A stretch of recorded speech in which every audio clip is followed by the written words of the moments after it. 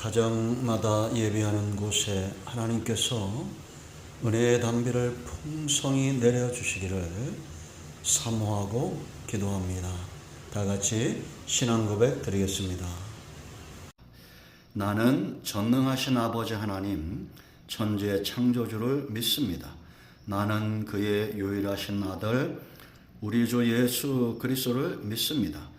그는 성령으로 잉태되어 동정녀 마리아에게서 나시고 본디오 빌라도에게 고난을 받아 십자가에 못 박혀 죽으시고 장사된 지 사흘 만에 죽은 자 가운데서 다시 살아나셨으며 하늘에 오르시어 전능하신 아버지 하나님 우편에 앉아 계시다가 거기로부터 살아있는 자와 죽은 자를 심판하러 오십니다.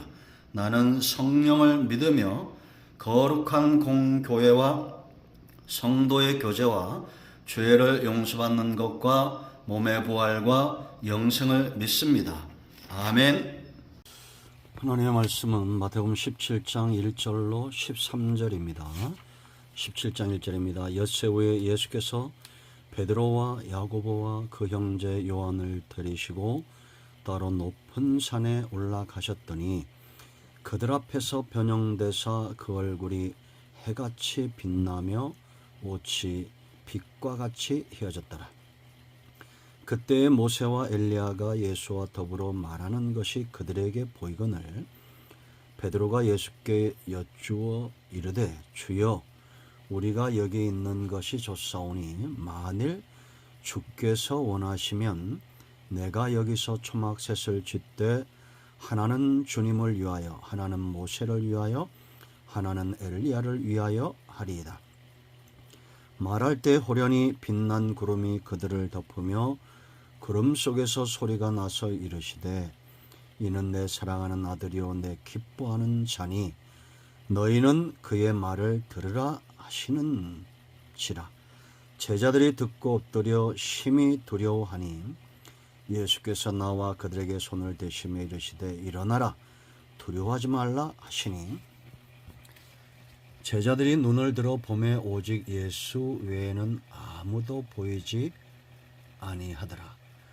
그들이 산에서 내려올 때 예수께서 명하여 이르시되 인자가 죽은 자 가운데서 살아나기 전에는 본 것을 아무에게도 이르지 말라 하시니 제자들이 물어 이르되 그러면 어찌하여 서기관들이 엘리야가 먼저 와야 하리라 하나이까.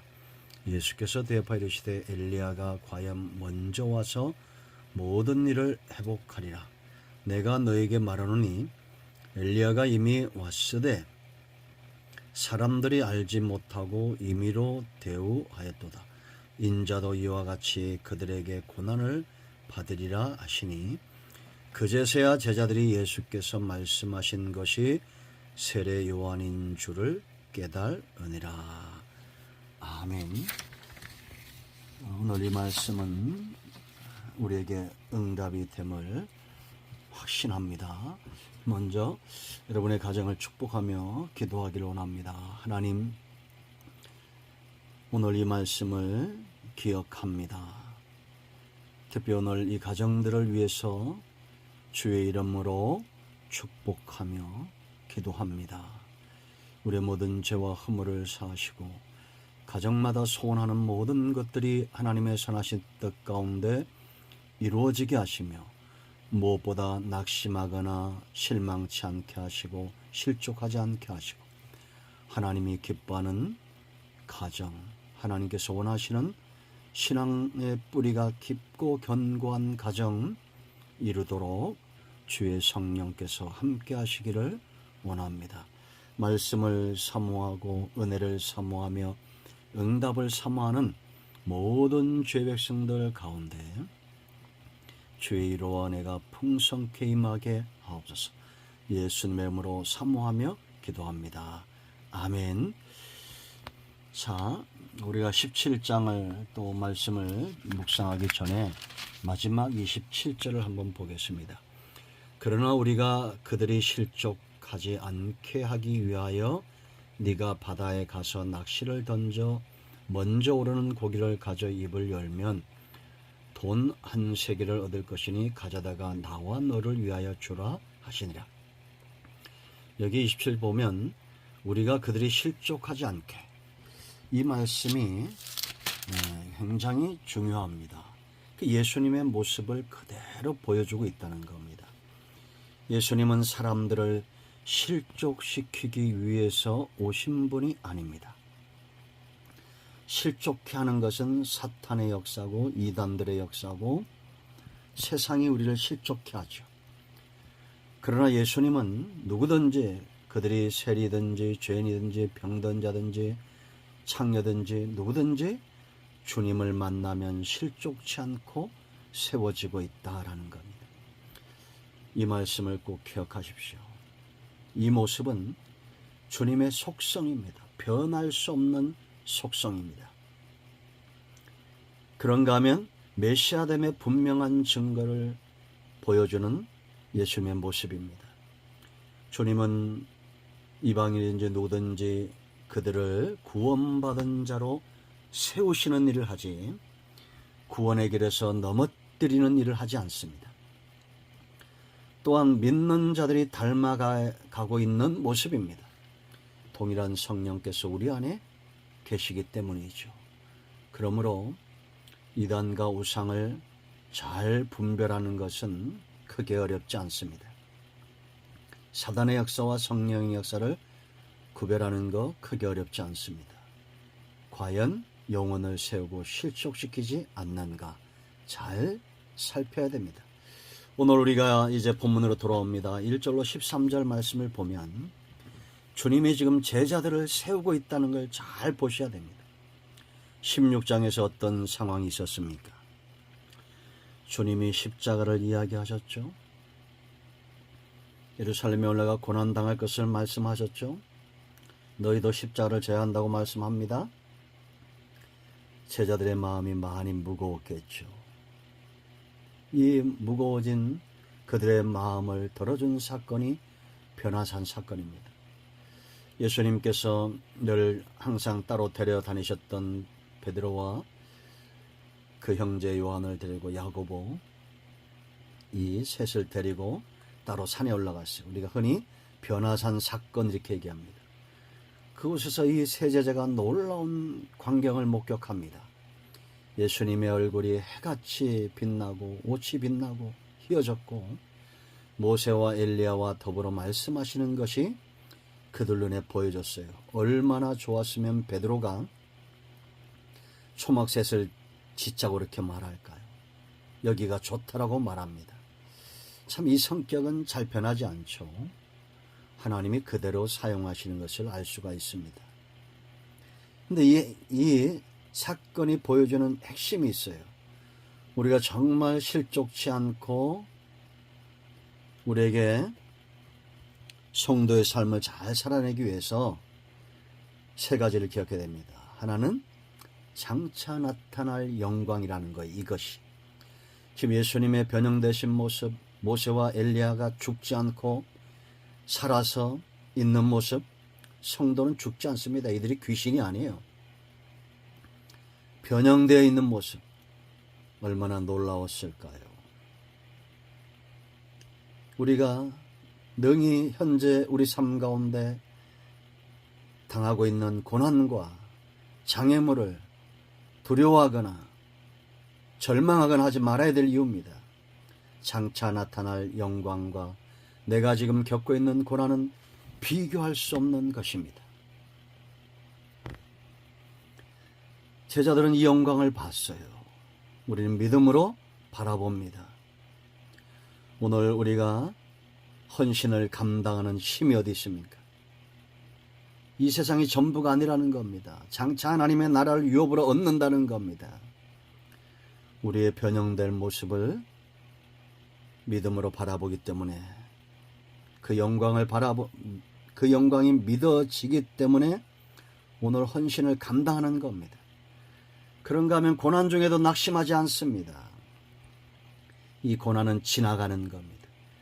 지나가는 고난 때문에 우리가 엎어질 필요가 없습니다. 여행 갔다가 우리는 돌아옵니다. 집으로 돌아옵니다. 넘어질 수 있어요.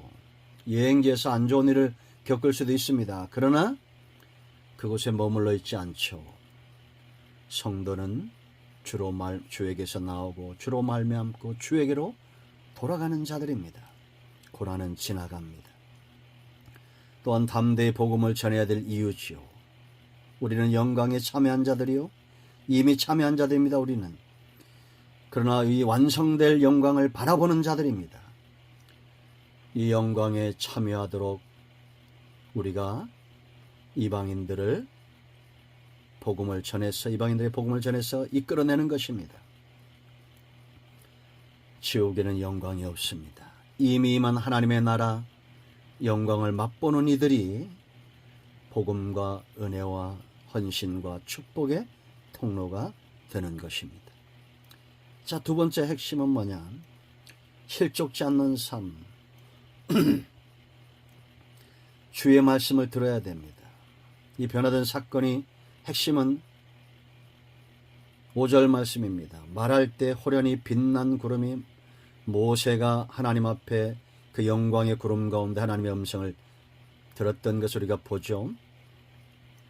출애굽기 34장에서 말할 때 호련히 빛난 구름이 그들을 덮으며 구름 속에서 소리가 나서 이르시되 이는 내 사랑하는 아들이요 내 기뻐하는 자니 너희는 그의 말을 들으라 하시는지라. 여러분, 실족치 않는 것은 믿음에 서 있다는 겁니다. 오직 예수님의 입에서 나오는 말씀 외에는, 성경 외에는 우리를 견고한 믿음에 세울 것이 없어요. 왜 예수님이 모세와 엘리야랑 만나셨을까요? 모세는 율법을 대표합니다. 예수님은 모세를 통해서 주어진 율법을 온전케 하신 분이 예수님이에요. 율법을 온전케 하다는 것은 하나님의 공의를 만족시켰다는 겁니다. 죄인은 그럴 수 없어요. 율법을 통해서 정죄되어야 될 죄인들이 어떻게 율법을 완수하며 하나님의 공의를 만족시킬 수 있겠습니까? 그러나 예수님은 죄가 없는 분입니다. 율법의 완성을 위해서 오셨습니다. 로마서 7장이 분명히 말씀하고 있죠. 그런가 하면 엘리야, 선지자의 대표입니다. 선지자의 강령, 구약에서부터 선지자들 중에서 계속 예언되었던 메시아, 예수님이 이 땅에 오셨다는 분명한 징조입니다. 믿음의 눈으로 지금 이 변화산의 모세와 엘리야와 주님을 바라보는 자들은 이단에 빠지지 않습니다. 이미 여기서 완성된 거예요. 하나님이 사랑하시고 하나님이 기뻐하는 분은 오직 예수 그리스도 메시아 외에는 없습니다. 그 누구도 아니에요. 어떤 이단도 아닙니다. 어떤 사람도 아니에요. 이만희도 안상훈도 그 누구도 아닙니다. 오직 예수님입니다. 그들은 떠났으나 주님은 홀로 계셨습니다. 8절에 제자의 눈을 들고 보며 오직 예수 외에는 아무도 보이지 아니하니라. 율법과 선지자의 강령을 온전히 완성하신 그분, 예수님의 입에서 나오는 말씀이 구원의 말씀이요 생명의 말씀이요 우리의 삶을 풍성케 하는 목자의 음성입니다. 그러므로 양들은 이 음성을 알아요. 그러므로 비바람이 불면 실족치 않고 달려갑니다. 목자에게로 달려갑니다. 원수가 와도 이리가 오고 늑대가 와도 양은 목자가 있는 곳으로 달려갑니다. 성도도 똑같습니다. 주님에게로 달려가십시오. 주의 말씀을 들을 때 우리는 실족치 않습니다. 이 사건이 보여주는 거예요. 두려워할 필요가 없습니다. 세 번째, 이제 우리는 세례 요한의 길을 가는 자들이 되어야 됩니다. 세례 요한은 초림 예수님을 준비했어요. 9절로 13절에서 제자들이 엘리야에 대해서 말하죠. 엘리야가 먼저 와야 된다. 이 먼저 온 엘리야가 바로 세례 요한이었다라는 것입니다. 처음 오신 초림 예수님 메시아의 길을 준비했던 그 일이 세례 요한의 숙명이었고 소명이었고 온전히 이 일에 이 사역에 매여 있었던 것, 우리가 그의 행적을 통해서 잘 보게 됩니다. 이제 마지막 때 성도는 다시 오실 주님을 그 길을 준비시키는 자들입니다. 사람들은 예수님도 세례요한도 임의로 대하였죠.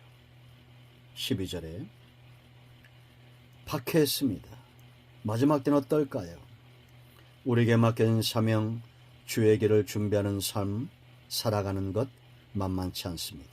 악이 득세하고 이단들이 득세하는 세대입니다. 이럴 때 우리는 주님께서 우리에게 부탁하신 말씀들을 기억하고 내 몫에 십자가를 지고 다시 오실 주님을 흠모하며 복음을 전하는, 우리가 이미 경험하고 있는 장차 완성될 이 하나님의 나라의 영광에 많은 사람들을 전도하여 초청하는 이 일을 게을리 해서는 안 되겠습니다. 여러분의 가정이, 여러분의 자녀들이, 우리 주변에 있는 모든 분들이 이 영광에 참여하기를 축원드리고 사모하며 복음을 전합니다. 이런 모두를 예수님의 이름으로 이 구원의 길에 초청합니다. 할렐루야. 이제 합심해서 기도하시고 마무리 기도하시고 주님 가르친 기도로 예배를 마치시면 되겠습니다. 오늘 응답이 저와 여러분의 가정에 임하였습니다. 아멘. 할렐루야.